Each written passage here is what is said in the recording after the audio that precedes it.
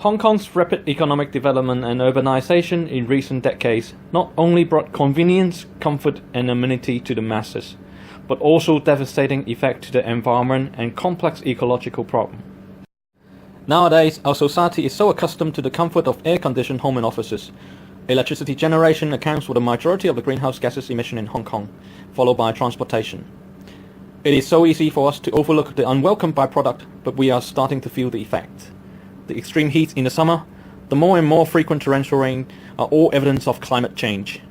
This is the consequences of over-dependency on fossil fuel and the price we pay for our creatures' comfort. The abundance of material goods presents Hong Kong with another serious environmental issue: waste treatment. Hong Kong's world-famous food scene with its generous banquet culture are responsible for the fact that the local food wasters are loading one-third of the limited landfill sites. And more alarmingly, our active landfill sites are all expected to exceed this capacity within the next 3 years. There is simply no more space in Hong Kong, not only for its citizens, but also its waste. To tackle these issues, an integrated waste-to-energy solid oxide fuel cell multi-generation system is designed to provide on-site organic waste treatment, clean power generation, and energy-saving solutions simultaneously. The integrated SOFC multi-generation system makes use of organic wastes, such as food waste, sewage, as the energy sources. The wastes are first collected and put through the biogas production and treatment process, where purified biogas is produced. The gas fuel then feed into the SOFC energy service, which has been made available in the US market, however not yet in Hong Kong. The SOFCs produce electricity while release high-quality residual heat at around 500 degrees Celsius.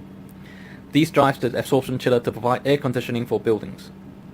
The secondary residual heat leaving absorption chiller at around 90 degrees Celsius, which will be recovered through heat exchangers to provide hot waters for the end users.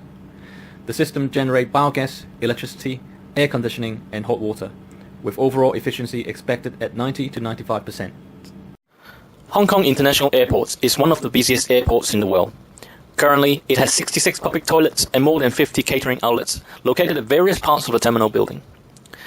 The food waste and sewage can be collected for biogas generation. With anaerobic digestion, the raw biogas production rate can reach 8,500 cubic meters daily at the current level. The raw biogas is then directed to biogas treatment system for purification.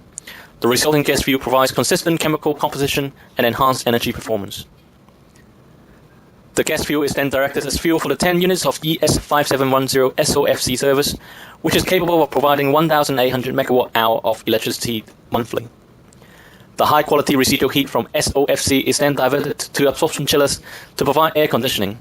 This process can save 314 megawatt-hour electricity every month. The tertiary heat will be further recovered for hot water heating system, where another 77 megawatt-hour power can be saved monthly. The payback period of the proposed system is only 22 months, given the subsidy at 50% initial cost, or 44 months without any subsidy. The idea is great in that it can generate power for a building. As well, it can treat the organic waste that always causes a lot of problem. The concept of distributed waste treatment is a novel idea in that it can help alleviate the problem of the waste treatment in Hong Kong. Organic waste is a chronic problem. The design can use this liquidity treatment and improve our built environment. Very impressive. Our study has also considered the necessary step to realize this system in the open market. This roadmap outlines 3 key stages and stakeholders for market adaptation. During the concept stage, continued advancement of the technology is the key to improve the performance and reliability. From concept to experimental and small-scale installation, government must play the leading role in terms of both funding and policy or legal support. As the technology matures, the system is able to offer competitive price, more reliable performance, and flexibility to suit various types of building or infrastructure projects, such as airport and railway terminus, science park development, public housing and hospitals. This integrated waste-to-energy SOFC multi-generation system is highly promising for a more sustainable and efficient Hong Kong.